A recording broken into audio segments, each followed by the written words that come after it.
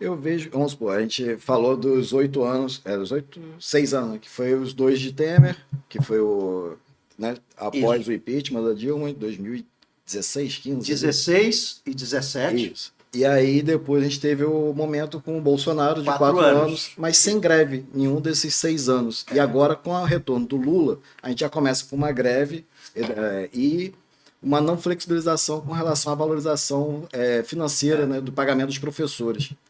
Né? E a gente vive também esse momento de forma É, geral com os alunos sem ter essa capacitação para se tornar alguém no mercado de trabalho. é verdade. Como que a gente vê essa, quanto Eu vou professor, nesse dizer para caso? você.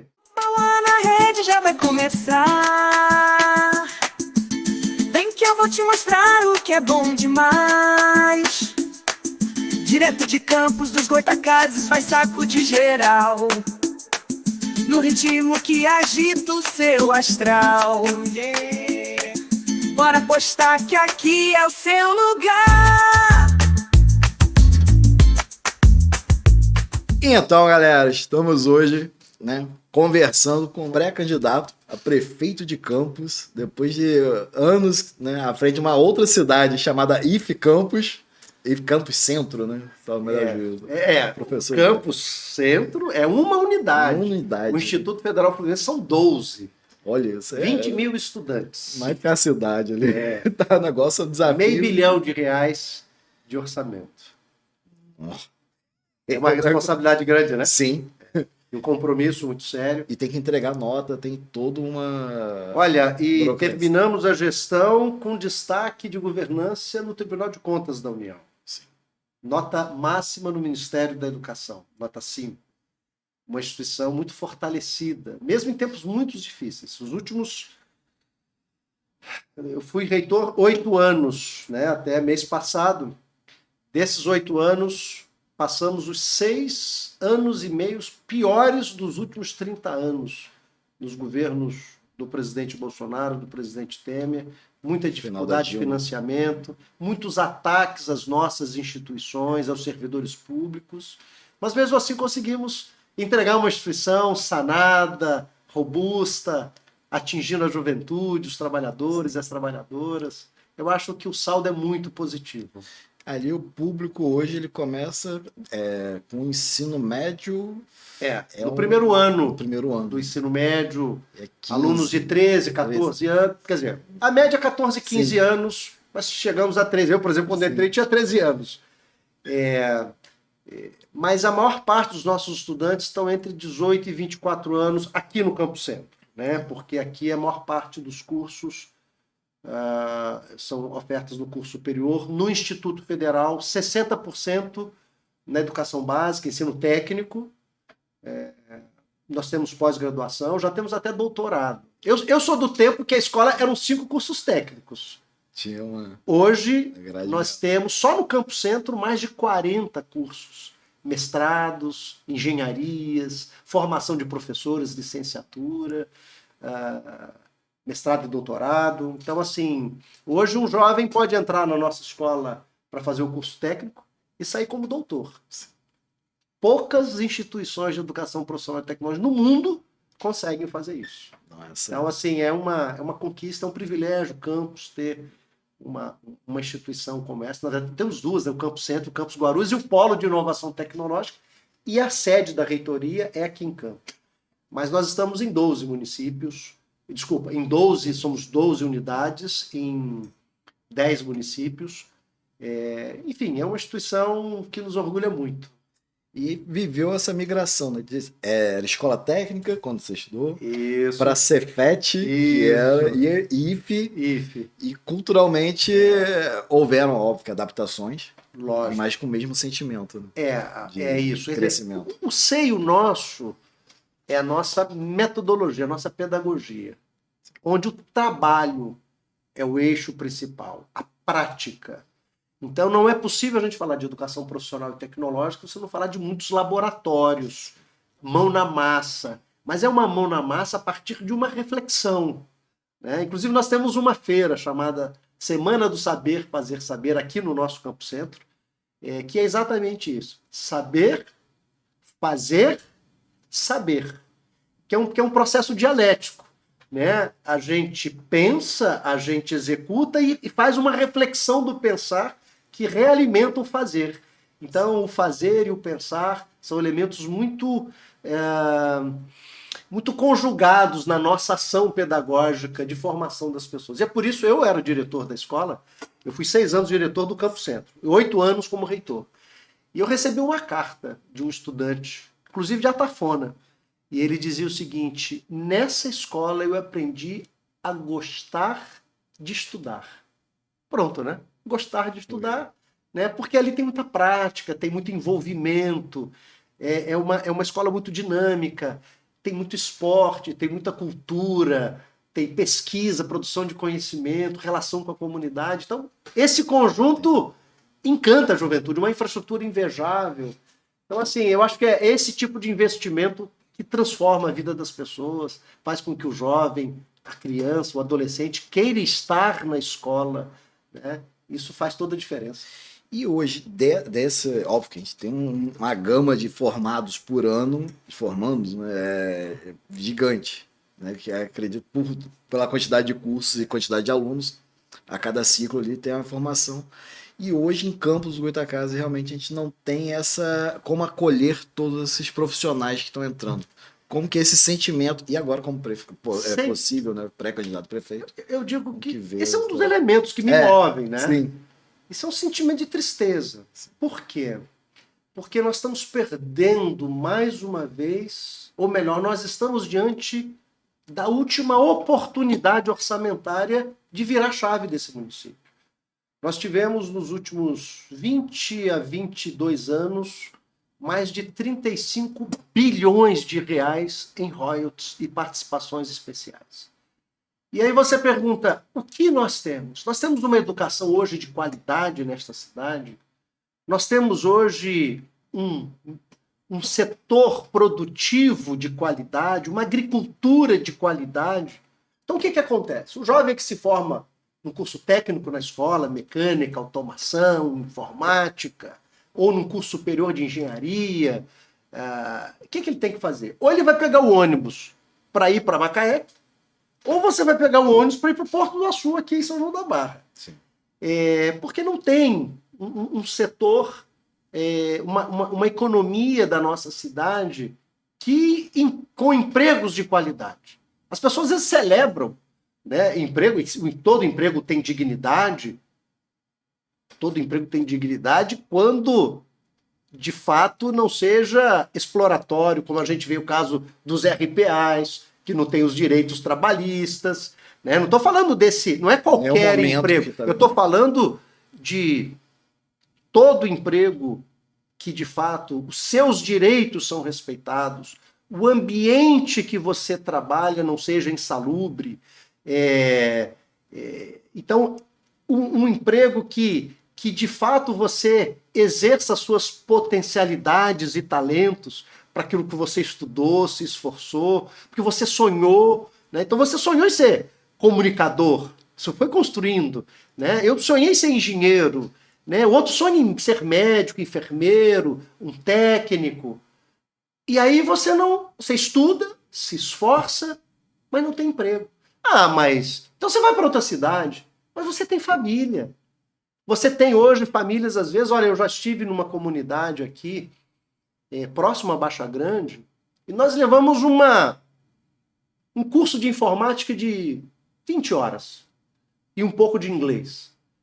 E aí eu fui na formatura, sabe, um curso pequeno. Trivial para nós daí. E eu vi lá uma menina dizendo que ela voltou a estudar naquele cursinho, porque ela terminou o seu primário, precisava ir para Baixa Grande para fazer o ensino médio, desculpa, primário não, o ensino fundamental né, da educação básica, tinha que ir para Baixa Grande para fazer o ensino médio, mas era à noite, aquele período. O pai e a mãe achavam perigoso, e as meninas, nesse caso essa menina, deixou de estudar. Então, e eu estou falando principalmente agora numa cidade que nós não temos transporte público, né? Vergonhoso, vexatório.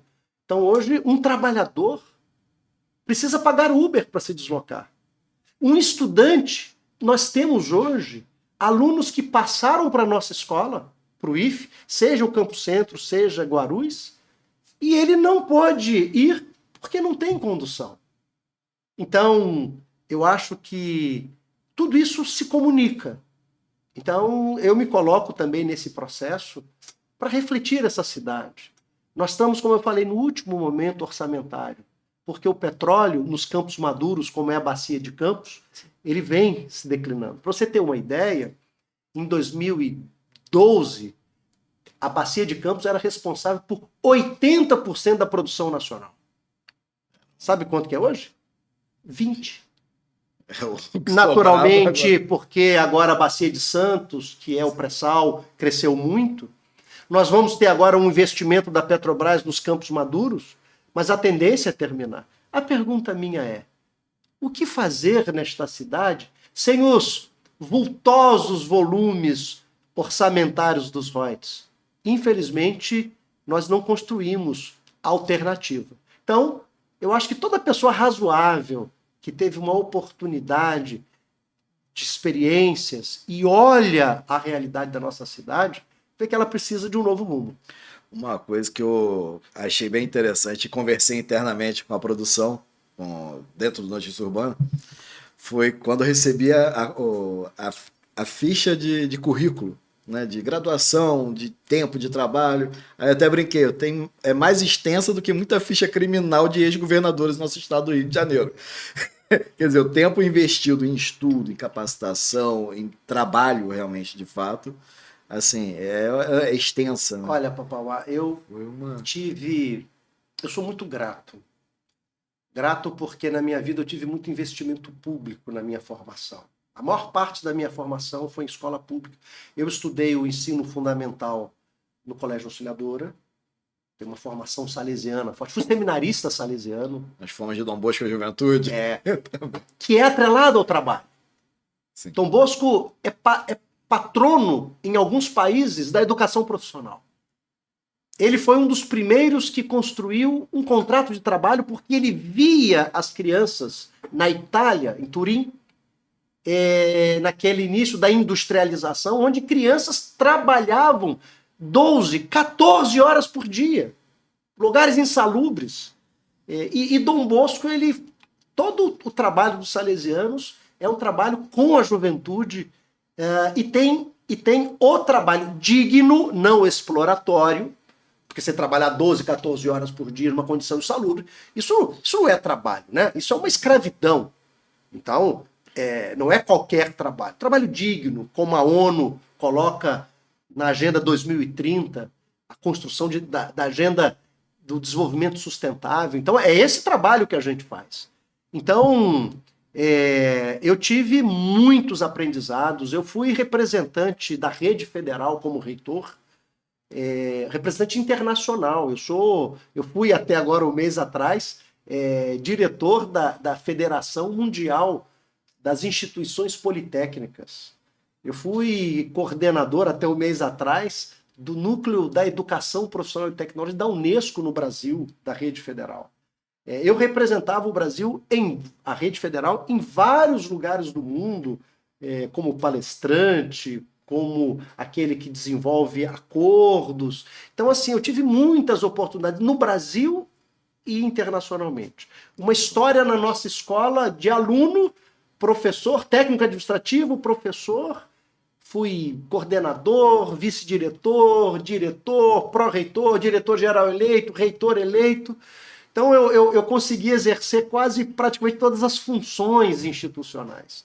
E a partir de todo esse legado, de toda essa experiência, eu acho que é preciso, a partir da educação, da ciência e da tecnologia, conseguir talvez iluminar outros espaços e contribuir com os outros espaços. Então eu estou colocando essa história que é feita por muitas mãos, por muitas experiências e com muitas pessoas talentosas que querem uma campus melhor. E eu estou me colocando nesse processo para contribuir, né? Mas é uma caminhada, não é uma caminhada fácil, né? Mas eu tenho certeza que eu posso agora ajudar a minha cidade a dar um avançar, para que a vida das pessoas seja melhor, para que as crianças, os jovens, tenham oportunidade de estudar numa escola de qualidade. Eu fui a Maricá agora, né, com referências na educação. Eu fui num centro de educação pública transformadora que foi construído para poder abarcar o ensino integral com teatro, com cinema, com salas de esporte, com planetário. Foi a única escola municipal que eu, nesses anos todos que eu caminhei, que eu me lembro, lógico que eu não participei do Brasil inteiro, Sim. mas das que eu conheci, que me lembrou muito o nosso Campo Centro aqui, que para mim é minha grande referência. Ali a gente tem alunos em tempo integral, exercendo todas as suas potencialidades, e isso é muito bom. E é isso que a gente quer trazer também para a nossa cidade. Porque sem educação de qualidade, a gente não tem um futuro promissor. Sim.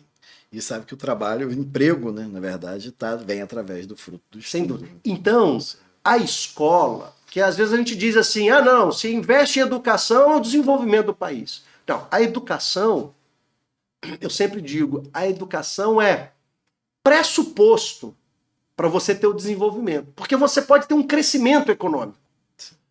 Então eu vou dar um exemplo aqui. Em 2010 eu vi uma fala, o Brasil explodindo na industrialização, o governo Lula, os estaleiros voltando porque houve uma opção brasileira política de que todos os artefatos da indústria do petróleo, 65% tinham que ser construídos no Brasil. Antes era em Singapura, antes era na China, agora tem que ser construído no Brasil. Então isso estimulou a indústria naval brasileira.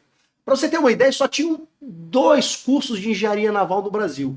Na URGS, inclusive aqui minha solidariedade ao Rio Grande do Sul e todo o sofrimento que os nossos irmãos estão vivendo lá, e a UFRJ, que formava engenheiros, porque foi fechando, porque a indústria naval brasileira tinha acabado praticamente. Então foi preciso ter engenheiros navais, técnicos na área naval e das várias áreas. E aí eu vi uma frase, olha, o Brasil vai crescer. Se não tiver engenheiro, a gente traz da Coreia. Então assim, se a gente tem um crescimento econômico, mas você não tem uma educação, uma formação constante para formar profissionais qualificados, pessoas qualificadas, vai ser só crescimento. Agora, é desenvolvimento quando os benefícios se tornam para todos. E para você se apropriar, para você participar de um emprego qualificado, você tem que ter qualificação. Então, para o crescimento se tornar desenvolvimento, ele precisa de uma educação de qualidade. Mas só uma educação de qualidade não garante um desenvolvimento. É tudo um conjunto. Então tem que ter políticas sociais. Então, por exemplo, se a indústria petrolífera, toda ela produz os seus estaleiros, as suas plataformas, os seus navios no Japão, o emprego fica no Japão. Mas você teve um governo brasileiro que definiu, não, a gente quer que o emprego de qualidade fique aqui. Então é uma decisão política. Mas aí você precisa ter educação. E foi por isso que o governo Lula mudou, construiu. Nós tínhamos 140 escolas técnicas no Brasil, campos da escola técnica. Hoje, nós temos 680. 99%. Governo Lula e governo Dilma. E agora, eu tive o prazer, eu passei 6 anos difíceis, não havendo expansão. E no último ano da minha gestão, eu participei do lançamento das 100 novas unidades que o governo Lula fez para o Brasil, de novos campos dos institutos federais, trazendo esperança para os municípios, qualificando as pessoas. E nós, do Instituto Federal Fluminense, vamos ter em Magé, o nosso em Cordeiro vai se federalizar, e um sonho muito próximo, né, possível, aqui também em São Francisco, quem sabe em Saquarema. Naturalmente, tudo isso é uma construção. E são opções de governo. Então, não acredite, eu tenho... isso tudo vai acontecendo de maneira espontânea. Não. Você tem que ter políticas públicas. Você tem que ter visão estratégica. Sua visão estratégica é o quê? É o emprego, é a renda, é o desenvolvimento? Então você tem que ter esse eixo. Então aqui em Campos, por exemplo, nós investimos muito pouco em agricultura em Campos. O atual governo, ele, nos 3 primeiros anos, foi o que menos investiu, se comparado com governos similares. Governo da Rosinha e governo do Alexandre Mocada, dos dados que nós temos pelo TCE. Sim. Ele só investiu mais do que o governo do Rafael Diniz. Porém, o governo do Rafael Diniz, eu digo o seguinte, é até uma covardia fazer comparação, porque, só para vocês terem uma ideia, só para ter uma ideia, a arrecadação no último ano do governo do Rafael foi 1.700 bi. O mesmo do último ano da prefeita Rosinha. 1.700 bi. Este ano de 2023, a execução financeira do município de Campos foi 3.300 bi. É quase 2 vezes o que foi executado lá. Só que eu tinha um problema. A despesa lá era 1.800 bi, mas arrecadou 1.700 bi. Mas digo para você o seguinte, houve um governo aqui que foi o mais irresponsável. Foi o último ano do governo da prefeita Rosinha, 2016. Arrecadou 1.700 bi, mas sabe quanto que executou? 2.900 bi. 1.200 bi de empréstimos, de provavelmente daqueles valores que pegou da Previdência e trouxe para o orçamento municipal, né, que a Polícia Federal, inclusive, está aí vendo né, se isso foi de maneira correta ou não. Então, de uma irresponsabilidade. Sabe por quê? Porque era o ano da campanha e ao invés deles adequarem o orçamento à arrecadação, pisaram o pé no acelerador. E esse é um modelo que não tem jeito, porque é um modelo que inviabiliza o futuro. Até disseram que os empréstimos que fizeram foi venda no futuro, né? Então, essas irresponsabilidades, elas não podem acontecer. Isso compromete o nosso futuro. Então, houve sim de 2021 para cá um aumento expressivo dos royalties e que permite, então, que você possa estar fazendo um pouco de cada coisa. E aí eu digo, mas não tem prioridades, não tem eixos estruturantes. Se eu perguntar para você, o que Campos hoje pensa ser em 2030?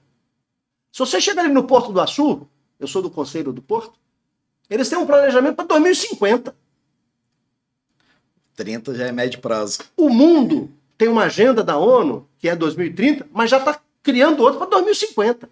Porque mesmo que em 2050 a gente não faça exatamente aquilo que nós fizemos, mas nós temos quais são os eixos estruturantes. Eu vou investir em quê? Eu acho que tudo é importante.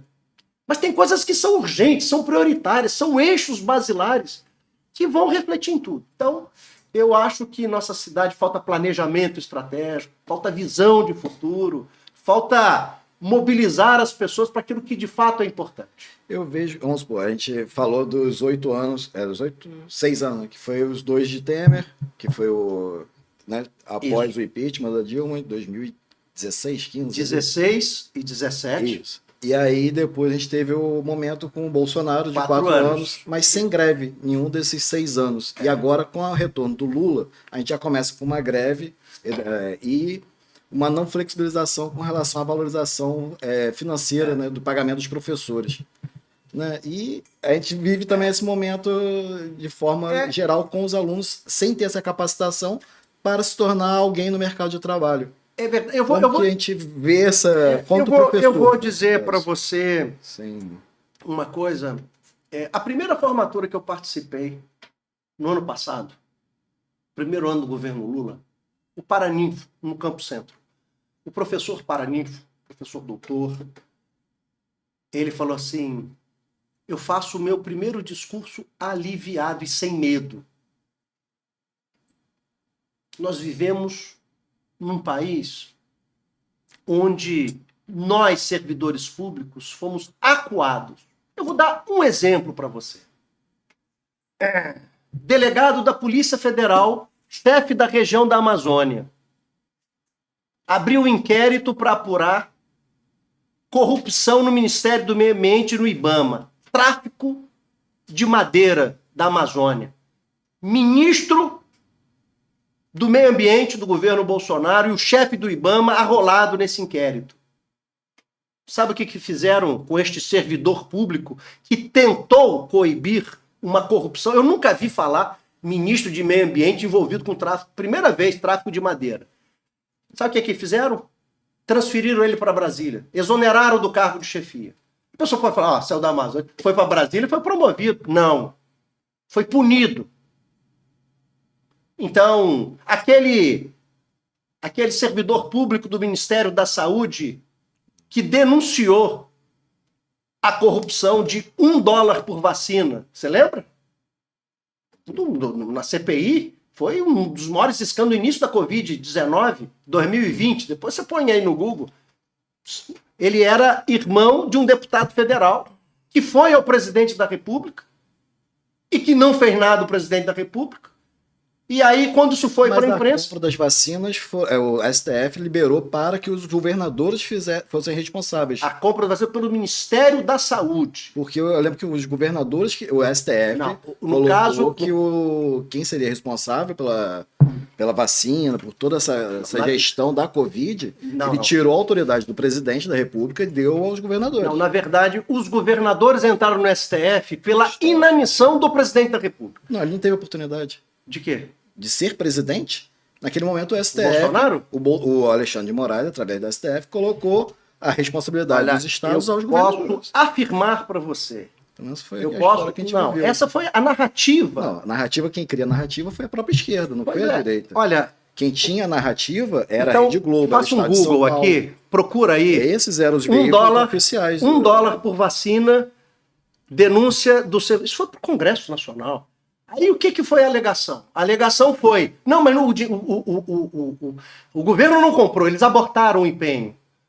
Mas para quem conhece a administração pública, o empenho já é a concretização da compra. Só não houve o pagamento porque no serviço público você só paga quando o produto chega e eles entregam a nota fiscal. Isso. Contrário do que o Dória queria que comprasse a vacina antes mesmo do estudo ser desenvolvido. O empenho é o contrário. O Dória, eu não sei. Mas era. Eu tô falando que o empenho já é. O empenho é o seguinte: eu faço o processo de compra, passa pelo jurídico, autoriza, eu faço o empenho que é a compra, a carta de crédito. Eu mando isso para o fornecedor. O fornecedor fabrica, me entrega com o produto. Uma vez entregue o produto, eu verifico se entregou, entrego a nota fiscal e o dinheiro público vai. Então o empenho já é a compra. Ele só não houve o pagamento porque só entrega depois que chega. Nesse ínterim, houve a denúncia. E o que fez com o servidor público? Ele só não foi demitido porque ele é servidor público. Mas ele foi esculhambado, esse rapaz. Então eu só quero passar para você que o que aconteceu... Eu vou dar um outro exemplo. Eu não lembro o nome dele, mas ele, sempre quando se falava de Covid-19, ele era chamado pela Globo News. Ele foi reitor substituto na Universidade Federal de Santa Maria. E ele era um dos maiores especialistas de epidemias, de vacinação, etc. E toda vez ele estava halal. Alguma coisa, eu não me lembro exatamente o nome dele. Chegou a ser reitor. Não. O final dele eu acho halal, alguma coisa assim. Ele é tipo a Margarete Del Como, top. Recebeu um processo da CGU de intimidação. Ele foi para os Estados Unidos fazer pós-doutorado. Aí de lá ele teve mais tranquilidade para fazer. Mas esse era o modelo que nós tínhamos, de intimidação de nós, servidores públicos.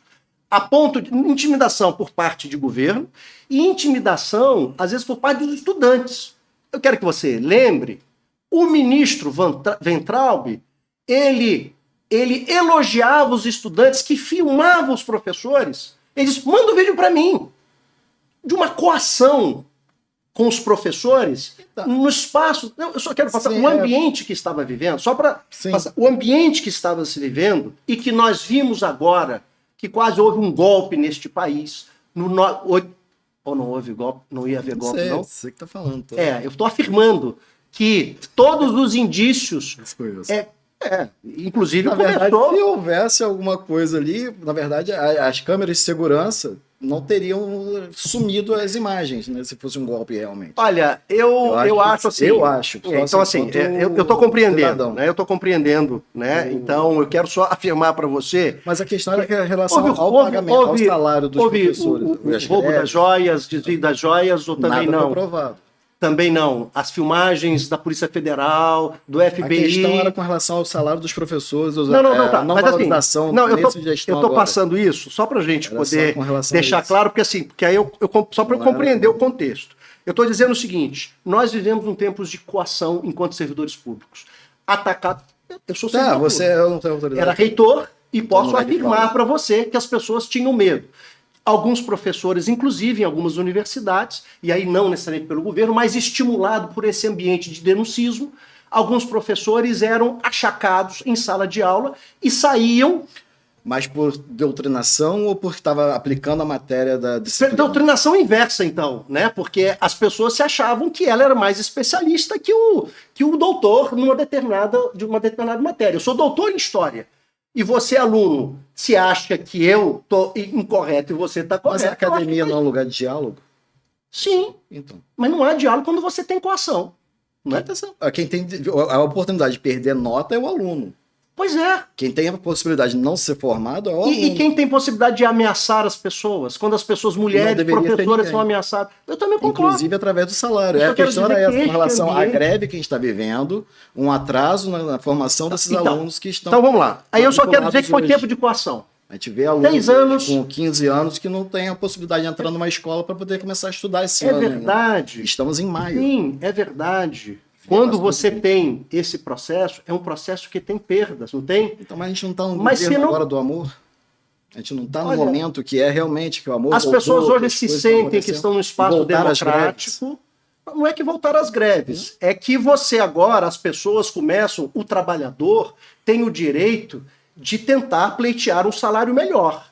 É por isso que hoje você tem explorações e trabalhos que as pessoas já nem querem mais, tamanho a desvalorização desse trabalho. Mas aí, no e greve, caso, greve é um direito do trabalhador. Essa oportunidade. Sim. E Não é o que isso? me espanta é ter acontecendo greve justamente no retorno do governo do PT. Pois é, então... Que não aconteceu O no movimento- governo do Temer, que foi o vice da Dilma, e não aconteceu nos 4 Mas não anos do aconteceu por Bolsonaro. quê? Porque os salários eram melhores? Não é questão de. É porque houve melhoria de condição de trabalho? Porque se não houve. Não, a pergunta, o que você acha por que não houve? Não houve, então foi o quê? Não sei. Por quê? Porque eu não tenho essa resposta. Porque o governo dialogava com a gente? Quando E aí chegava para você e dizia, olha, continue assim porque você vai continuar ganhando assim mesmo durante 6 anos sem reajuste e tá bom para você. Você acha que é isso? Que Mas houve? de 2003, vamos botar aí, de 2003 a 2015, houveram greves. Sempre houve, muitas. Então, em porque vários não lugares. houve essa valorização então do profissional? Da Não, educação? é porque justamente Ou de outras áreas quando também, trabalha, sem porque dúvida. quando você está num governo, você tem várias prioridades. E muitas vezes você tem que atender uma prioridade dentre outras. E Entre quando elas, a você educação. tem um movimento dos trabalhadores e que você apresenta as questões, você pode dizer o seguinte, olha, hoje a inflação está muito maior, o meu salário está perdendo valor. E você começa um diálogo. Quando esse diálogo, às vezes, ele não acontece da maneira a contento, você faz um movimento que a última instância é a greve. Então, isso em várias categorias. Categorias de particulares, né? Agora, eu vou dar um exemplo para você. Um bom exemplo para você. Você sabe o que a Amazon está fazendo? A Amazon, essa grande empresa tecnológica, que a gente compra livro e tal, ele colocou um sistema de inteligência artificial em câmeras para filmar os trabalhadores que potencialmente poderiam ser líderes para que não haja nenhuma formação de sindicato na Amazon. Você sabia disso? Sabe por quê? Porque ali é só o capital que vale e o trabalho cada vez menos. Vai ver o trabalhador hoje da Amazon, pessoas, muitas delas com denúncias de exploração, de excesso de trabalho, e quando elas vão se organizar, esse é o limite do capital. Eu não estou aqui, muito sinceramente, quero dizer o seguinte, só pode haver um sistema capitalista se você tiver uma organização dos trabalhadores. Porque o limite disso, sabe qual é? É você, aquele que pode acumular, nós vamos ter daqui a 10 anos o primeiro trilionário. Sabe quando é que nós vamos poder terminar a fome? Se tudo correr bem, daqui a 230 anos. Porque neste limite, no ano da pandemia de 2020 para cá, os 5 bilionários dobraram a sua riqueza. E sabe o que aconteceu? Que 60% da população mundial ficaram mais pobres. Se você não tem organização do trabalhador, e eu não estou dizendo, é para que tenha equilíbrio, para que a gente possa discutir coisas melhores. O que estão vendendo para a gente é que você pode guiar. Eu estive agora na fila do Shopee, agora aqui, de trabalhadores que vão aqui nos centros de compra, né, para poder pegar as encomendas e levar para as nossas casas. Sim, né? distribuição. 5h30 da manhã eu estava lá. Sim. Aí eu conversei com algumas. A pessoa não tem, muitas vezes, a sensação que ela é trabalhadora. Sabe o que ela é? Ela é prestadora de serviço. E sabe o que é prestadora de serviço para essas empresas? É aquele trabalhador que assume todo o ônus do seu carro. Se ele ficar doente, ele não tem renda porque ele não pode ir lá. Se o carro quebra, ele vai ficar tantos dias. Não tem nenhuma segurança do trabalho. Não é esse trabalho que a gente quer. E para isso, se você tiver uma organização dos trabalhadores, você vai começar, porque foi assim na história do trabalho da indústria. Porque eu estava conversando, eu sou seminarista salesiano, e falávamos aqui, porque as indústrias antes, o trabalhador ficava 14 horas dentro da indústria. Você acha que isso é salubre? Criança pequenininha de 5 anos, era usado, ela ia, botava uma corda nas chaminés da indústria para limpar as chaminés. Era assim que era a indústria em 1800, 1900. E aí começaram os sindicatos, começaram muitas greves, para você ter equilíbrio, porque senão o capital explora o seu trabalho. Então eu não estou aqui, não é recriminar o capital, não é isso. É que a gente precisa ter um equilíbrio. Então, a pergunta minha, e eu falo para você, nesses 6 anos, eu posso afirmar para vocês, não houve nenhum avanço nas questões salariais de nós, servidores públicos da educação. Nós tivemos menos recursos para poder investir nas nossas instituições. Mas tinha uma coisa, e eu quero dizer isso para você, que é minha leitura, naturalmente. Sim. Não significa que é a verdade. Por um conjunto de coações, e eu citei 2 exemplos aqui, 3 exemplos para você, as pessoas passaram a ter medo. Você trabalhava com medo, você ia para a sala de aula com medo de alguém te filmar e fazer uma denúncia. Eu estou dizendo para você. Medo de um pai. BBC agora. BBC.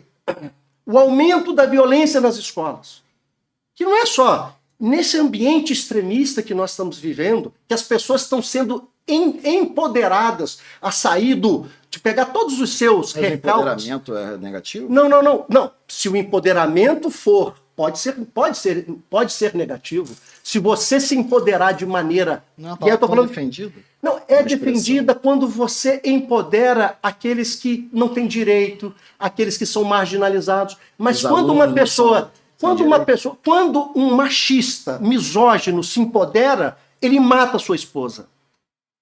Então, empoderamento é algo que pode ser do positivo. Professor gestante, né, no final do ano passado. Olha, eu vi vários pastores que pedófilos, padres. Então, assim, eu acho que isso são dos limites. Não é o professor. Não, são não é pessoas. Eu cito professor. não estou citando o caso. Não sei. Em específico. Aonde? Aqui em Campos. Professor do. Não, sim. Não, é verdade, desculpa. Não, é verdade. Mas olha. E ela é ex-aluna da instituição. Sim, isso aí, ele está preso. E nós cortamos o salário dele. E eu não tenho como controlar a vida das pessoas. Isso não é. Não é porque você é professor, você recebe um saldo. Eu falo. Ali ele tinha o poder de professor. Esse é um exemplo. Não, mas ele há 10 anos. Olha, eu não vou justificar dele. Mas ele não era aluna, ela foi ex-aluna nossa. De uma relação de 10 anos. E que acontece? Pode acontecer aqui nessa empresa. Você conhecer uma pessoa aqui, se relacionar com ela. É possível, né? Eu não estou aqui defendendo, eu acho que a relação do professor, e eu sou muito firme e coeso nessa questão. Eu acho que acho hoje, em virtude de uma certa mudança no nosso contexto, acho que alguns profissionais da educação também, como médico, como advogado, perderam o que é ser professor em alguns lugares. Eu também acho, como vários profissionais, porque nós estamos num momento de uma sociedade de um certo horizontalismo em que, às vezes, e por um lado é bom, porque você sai de um autoritarismo, mas às vezes você vai para um campo que as pessoas ficam até encabuladas de exercer o seu papel. Então eu, como educador, eu tenho que saber que eu tenho o poder, como professor, de transformar a vida da pessoa positiva mas eu também tenho o poder de destruir a vida de uma pessoa. Porque o professor está numa posição de muito destaque. Então, isso é muito sagrado, essa relação. Então, esse caso, por exemplo, dado que houve, isso causou escândalo nas pessoas mais íntimas desse colega, mais íntimas dele. Então, e se essas filmagens, como foi o caso, que né, tinham sido solicitadas, quando tiver algum caso que se sinta coado, pode filmar e mande para mim. Não seria uma forma de denúncia para poder, ajudar esse aluno, eu acho que em idade, né, inferior, geralmente, do professor, ele ter uma forma dele se proteger também eu acho que hoje... esse empoderamento do professor. Mas se fosse nessa situação, eu até defendo. Isso que eu estou questionando. Se fosse nesta, mas não é esta. Mas aí seria... Não, mas eu acho que... Mas olha, Papá, eu quero dizer o seguinte, eu acho que nós estamos chegando num tempo muito difícil. Estou falando muito difícil. Onde nós estamos perdendo uma coisa que é mais importante da civilidade, a razoabilidade e o respeito ao outro. Eu vou citar aqui só a questão do exemplo do professor. Estou falando casos de violência que aumentam na escola. Estou dando um caso do professor, dos professores, que estão sendo, muitas vezes, espancados por estudantes e também, muitas vezes, por pais dos estudantes. E passou até uma matéria agora no Fantástico nesse domingo, porque coincidentemente, eu tenho lido, eu estou lendo esse livro, que chama-se Geração Ansiosa. Uma das causas de muitas das coisas que nós estamos vivendo hoje, não são todas, naturalmente, é que nós, pais, muitas vezes não estamos nesse diálogo e nesta formação tendo o cuidado do acompanhamento e dos limites que muitas vezes são necessários nessa relação.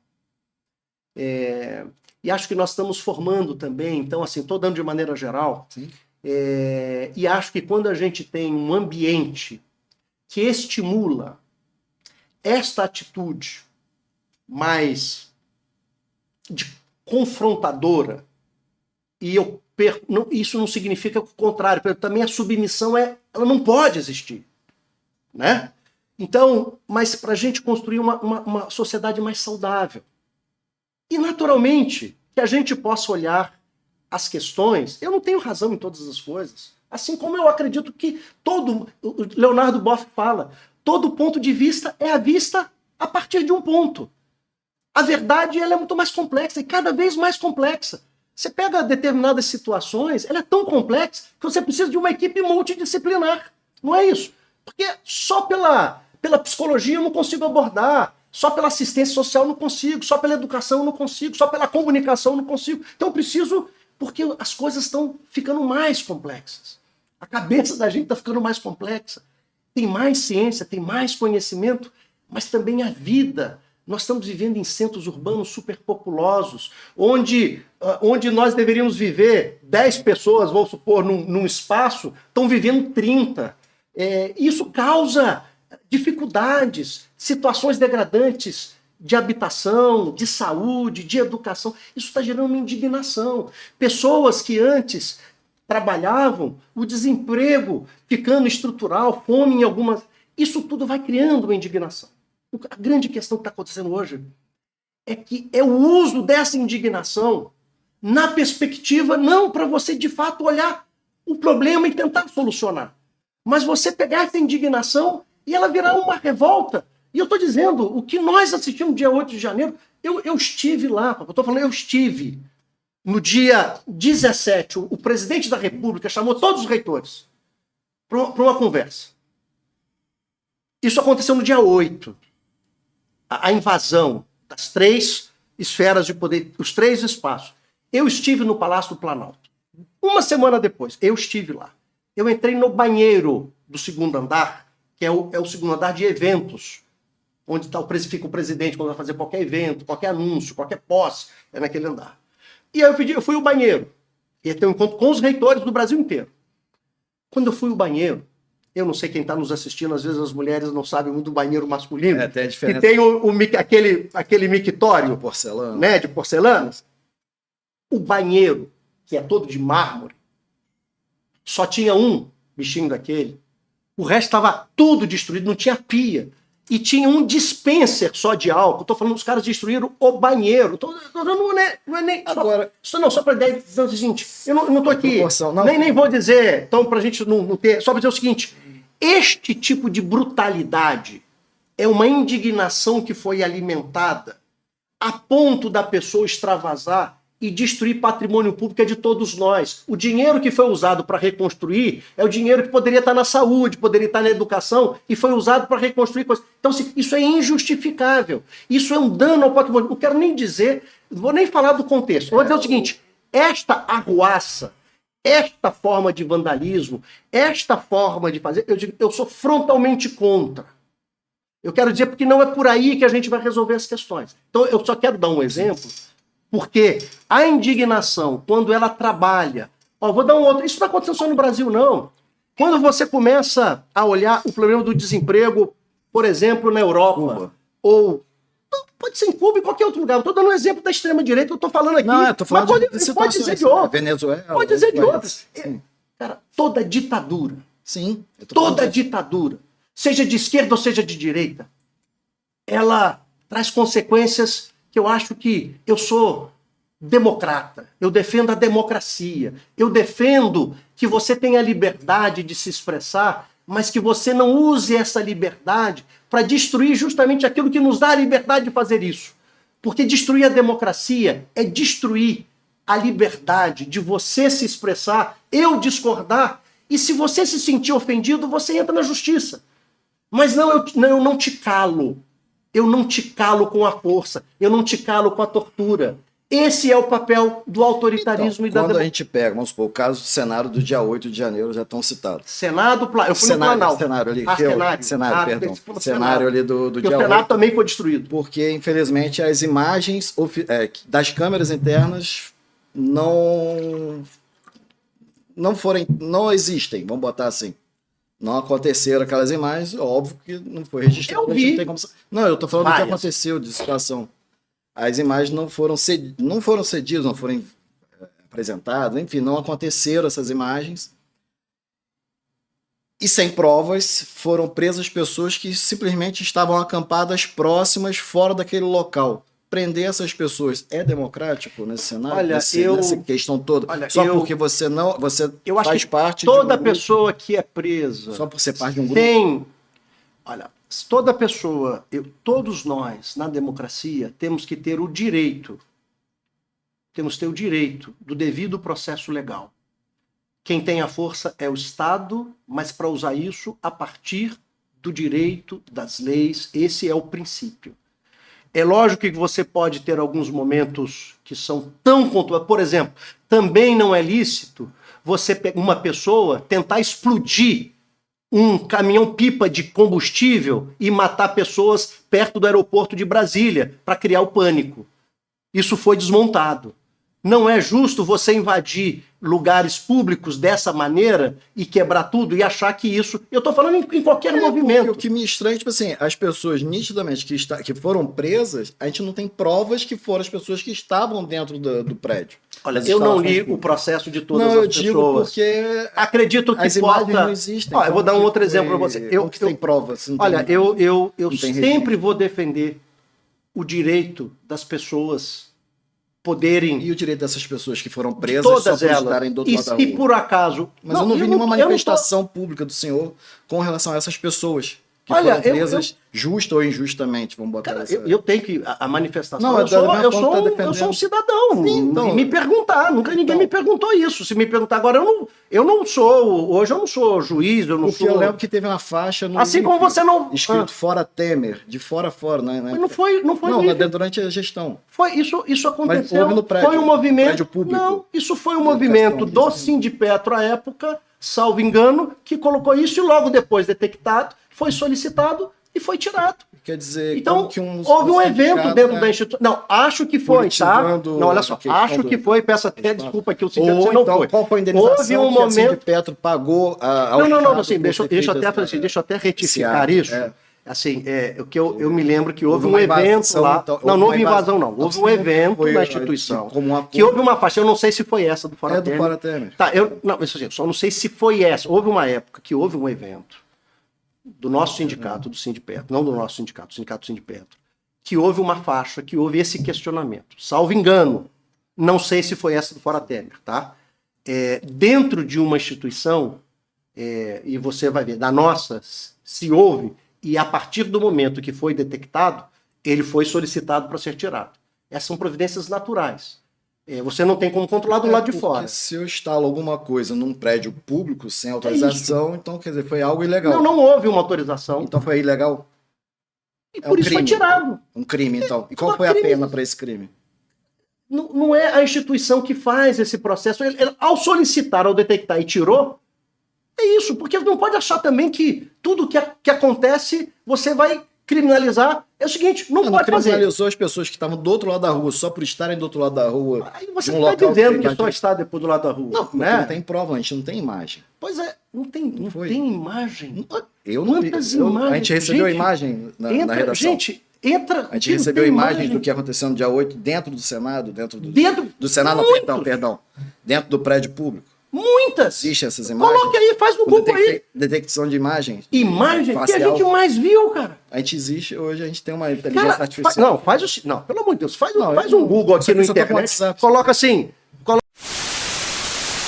Depois de muito bate-boca. E hoje o nosso cenário, né? A gente, além do professor Jefferson, a gente também tem outros nomes também de grande construção dentro da nossa sociedade. Dentre eles, Carla Machado, hoje na LERJ, depois de 2 mandatos. 4 mandatos. Quatro mandatos, São João da O Barra. quarto ela não exerceu na plenitude, Isso. né? E Mas foi eleita 4 vezes. sim, e um crescimento muito grande dentro daquele projeto que no momento ali ela viveu o Porto do Açu, que hoje é uma potência mundial, a gente pode dizer assim. É Acredito verdade. que dentro do nosso cenário. E a linha normal, que é assim, possível nome também dentro do. Tem uma história também de muito engajamento, de muita seriedade. Sim. Assim, nós temos 3. Eu só falo grande nome porque eu vou estar me autopromovendo, né? Eu acho que 3 bons nomes que todos, acho que nós 3 teríamos condição de liderar um movimento e um projeto que quer pensar a nossa cidade a partir de outras prioridades. E tenho absoluta certeza, naturalmente hoje, a deputada Carla Machado é aquela que tem, nas pesquisas, um desempenho eleitoral muito diferenciado e nós estamos, né, ela está também, o partido, verificando a possibilidade, porque há um questionamento, uma questão com relação à candidatura dela que está sendo analisado para ver se ela não tenha esta possibilidade cerceada. Então são 3 bons nomes, não está definida a forma de colocar. Eu entendo que pelo desempenho eleitoral e tendo a possibilidade de ser candidata, a Carla ela tem muito mais força, ela já tem mandato, ela já tem um histórico partidário, né? Eu sou filiado há 30 anos no partido, mas quando eu assumi a direção da escola em 2004 como diretor de extensão, eu saí do cotidiano partidário para que não houvesse qualquer condição de uma posicionamento meu que fosse questionado em virtude de minha filiação partidária. Eu sou uma pessoa religiosa, também tomei todos os cuidados. É lógico que os valores religiosos se expressam na forma de olhar a vida, de olhar o mundo, de olhar a pessoa, de nos compreendermos, e naturalmente nas nossas decisões isso está permeado. Mas a questão confessional eu sempre tive muito cuidado porque nós somos uma escola pública, então ela tem que ser suprapartidária, ela tem que ser ecumênica e respeitando o indivíduo. Então eu sempre tive muito esse cuidado enquanto gestor. Depois que eu terminei, fechei agora o ciclo, a primeira reunião do diretório municipal do nosso partido, eu participei agora 15 dias atrás, depois da última vez em 2004. Então, assim, eu fiz questão de me afastar do cotidiano partidário, mas sempre tive a minha posição como cidadão, que eu não abro mão. Isso a Constituição nos dá o direito da livre associação, da expressão. Então, eu sempre exerci esse direito, mas no campo do indivíduo, do cidadão.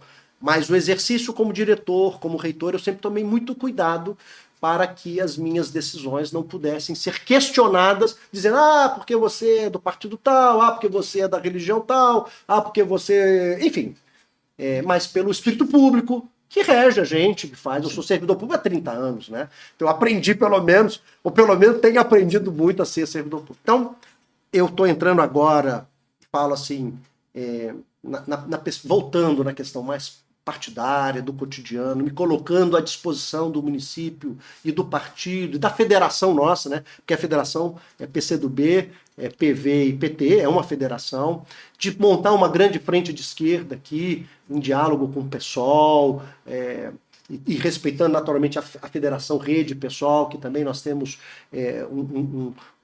um colega que se coloca também nessa federação. Então, o diálogo tem que ser sempre muito cauteloso para a gente definir um projeto, né? Quem sabe também o PSB é um partido também que tem muita identidade com as nossas bandeiras, com a nossa história, para que a gente faça um projeto para a cidade. E eu estou nesse processo de construção, em diálogo, naturalmente, com as outras pré-candidaturas. Tivemos uma conversa no ano passado, eu com a Carla, eu tenho uma relação com ela muito fraterna, muito respeitosa. A Carla tem uma importância muito grande na história do nosso campus São João da Barra, e nessa relação. Então, assim, a gente construiu uma história de muito respeito, assim como o Elinho. Então, eu não tenho dúvida, eu vou estar nesse debate, seja com o Elinho, seja comigo mesmo, liderando, seja com a Carla. Eu quero ajudar a pensar o município a partir de uma outra ótica. E diante de uma última oportunidade orçamentária, está secando esses poços, infelizmente eles vão se secar, se não pela questão do seu limite de amadurecimento, mas também as leis ambientais vão se tornar mais duras. Até na Europa, em alguns lugares, já não se pode produzir a partir de um determinado período carros a gasolina. O combustível fóssil ele agrava o aquecimento global. Nós estamos vendo o que está acontecendo no Rio Grande do Sul. Isso vai cada vez mais ficar difícil. Então, de alguma maneira, o petróleo ele tem um limite. Qual vai ser esse limite? Ou a forma de usar? Porque pode mudar a forma. Não, vou usar o petróleo para a parte de plásticos, outras possibilidades. O petróleo é usado em muitas outras coisas, mas para a indústria de combustível eu não sei quanto tempo isso vai levar. Então, de qualquer maneira, isso além de ser um combustível finito, ele também pode ser antecipado, essa finitude, por questões ambientais. E no caso nosso de Campos, pela maturidade do Campos, como eu falei, já fomos 80% da produção nacional, hoje somos 20%. Naturalmente porque também cresceu a produção, né? Mas também a nossa veio para um limite. Perguntar com relação, no caso, a verdade seria a proporção, mas não quer dizer que o volume foi perdido. Né? Mas ele tende, eu acho que houve uma queda.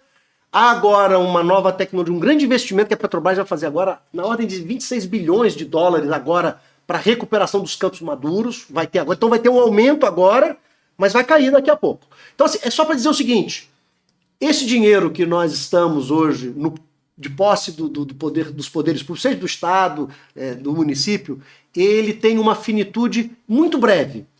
Em muito pouco tempo ele vai terminar. E a nossa cidade não está preparada. Nós não temos as forças motrizes que vão permitir a nossa economia sobreviver sem os royalties.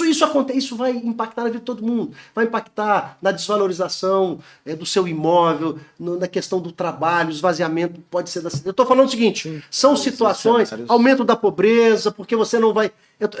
Lógico que eu não quero aqui trazer pânico, terror, é só para dizer o seguinte: olha, nós ainda temos chance de virar a chave desse município. E eu quero participar desse processo. E acho que a minha vida teve muito investimento público, muitas pessoas que contribuíram, muito aprendizado, e eu acho que eu posso contribuir nesse processo. Agora, qual a camisa do time eu vou usar?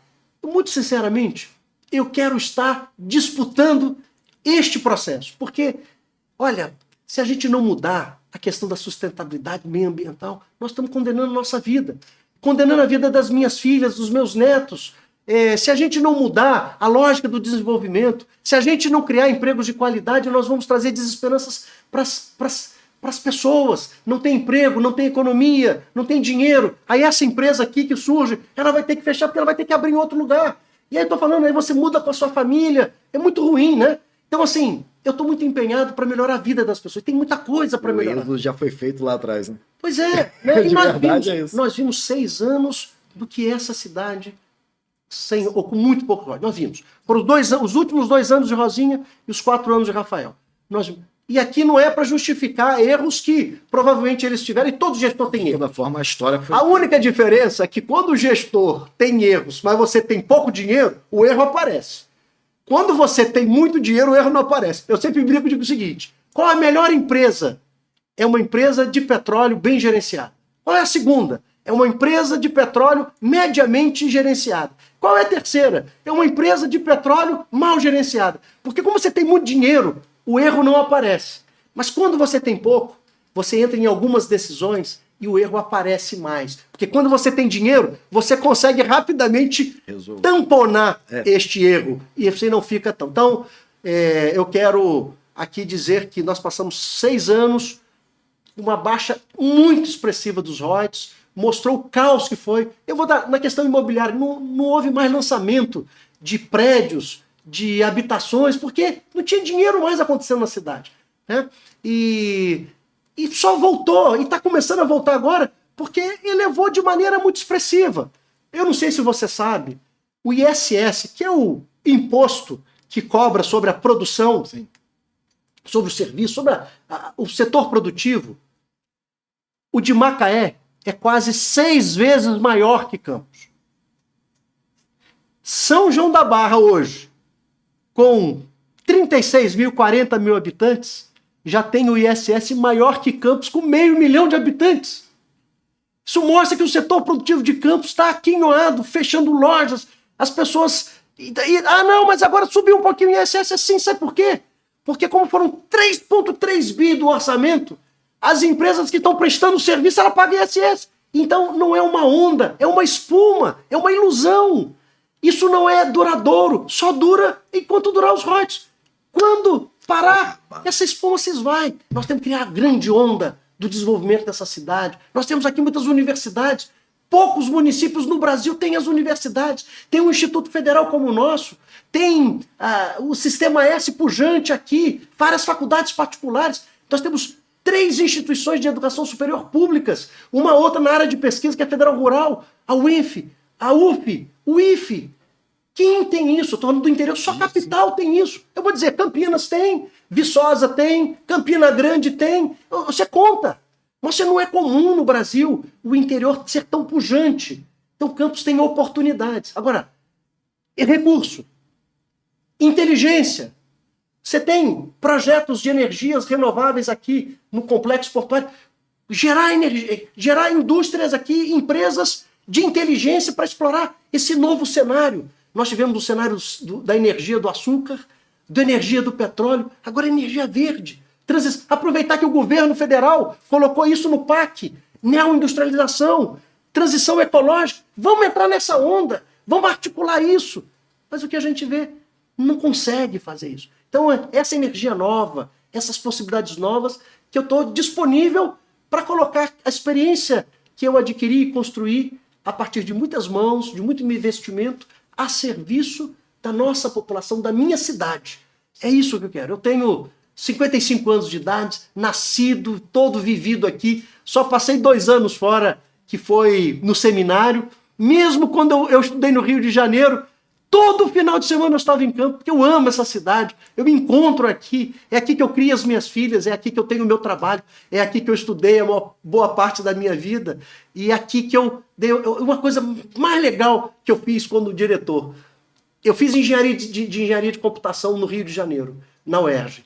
Lá era elétrica e computação, a computação era uma ênfase da elétrica. Eu consegui, como diretor, junto com os meus colegas do IFE, criar uma engenharia de computação, uma engenharia elétrica, no campus onde eu estudei, mas eu precisei ir para o Rio de Janeiro para estudar. E agora nós conseguimos construir e oferecer isso para os nossos estudantes aqui da nossa cidade, do entorno. Olha que riqueza. É isso que nos faz crescer. Agora eu quero fazer que a minha cidade possa ter tudo aquilo que eu sonho para as minhas filhas, para os meus netos, para as pessoas que eu amo, né? Todo mundo tem que ter oportunidade. Você falando para mim aqui, a gente não gravou, da importância da educação na sua vida, né? Da importância de você hoje ter o seu trabalho a partir do seu esforço pessoal. Mas muita gente tem esforço pessoal, mas não tem oportunidade. Ou às vezes concluiu o curso técnico, não pôde viajar para outra cidade porque não tem um emprego de qualidade aqui. E que tal a gente tivesse esse emprego aqui na cidade, onde se quer criar seus filhos, onde tem sua família, onde você nasceu, no seu bairro, com as pessoas. Enfim, é isso que me move, é isso que eu vim aqui e vou estar colaborando com o nosso partido, com a nossa federação, com a nossa cidade, porque eu quero um Brasil melhor para todas as pessoas, não só para mim. Eu sou muito privilegiado, sou mesmo. Eu sou professor titular no Instituto, servidor público há 30 anos, tenho uma vida que eu agradeço a Deus, a tudo que eu consegui, um trabalho digno, que eu amo, que faço, mas eu gostaria que todos pudessem amar. Muitas pessoas, às vezes, vão antecipadamente para o mundo do trabalho, sem qualificação, porque precisam para sobreviver. Eu tive a oportunidade de ter uma família que me permitiu estudar, ter longevidade. Hoje eu tenho um emprego muito qualificado, assim permito as minhas filhas, e eu quero que todos os pais e mães tenham essa mesma possibilidade de sonhar junto com seus filhos e realizar os seus sonhos. Perfeito. Então, galera, concluímos uma oportunidade ímpar, né, de ter esse conhecimento todo.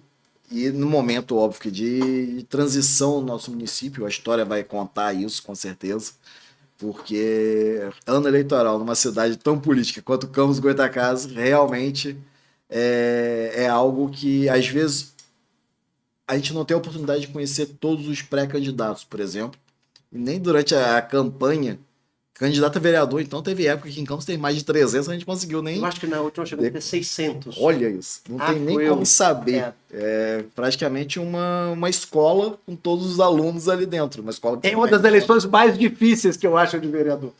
E a gente está tendo essa oportunidade de conhecer um pré-candidato a prefeito, conhecer a sua história, o seu legado. A gente já conhecia, na verdade, pelas páginas sociais falando sobre educação, incentivo, cultura... e toda essa bagagem que o IFE Campos tem aí ao longo de uma jornada que, na verdade, começou, poucos sabem, né? Começou no prédio que hoje é a Faculdade de Direito de Campos. É verdade. Que era uma estação de trem. Que foi transformada e sempre transformando vidas. E que a Câmara dos Vereadores ofereceu ao presidente da República, que era o Nilo Peçanha, naturalmente ele já conhecia, então ele teve uma relação, né? E ofereceu, e Niterói não. E Niterói só foi ter um campus da nossa escola agora 10 anos atrás, mais ou menos. Campos desde 1909. Olha o que os niteroenses perderam, né? Por uma questão política, porque o presidente do estado, que era o governador, sim, não quis oferecer um prédio e Campos. A Câmara de Vereadores tem esse papel importante, por isso que vereador é muito importante. Sim. E fez essa articulação e ofereceu e conseguimos. Perfeito. Desde 1909. Isso aí é bom demais. E saber de todas essas conquistas, e as conquistas estão por vir. Se Deus quiser. Obrigado. Muito obrigado pela gentileza do convite. Querido. Tá bom? Valeu, galera. Um forte abraço e até mais. Papauá na rede, vem comigo, vem postar. Vem. Compartilhamentos e muita curtição. Seu like não pode parar. Vamos juntos nessa, não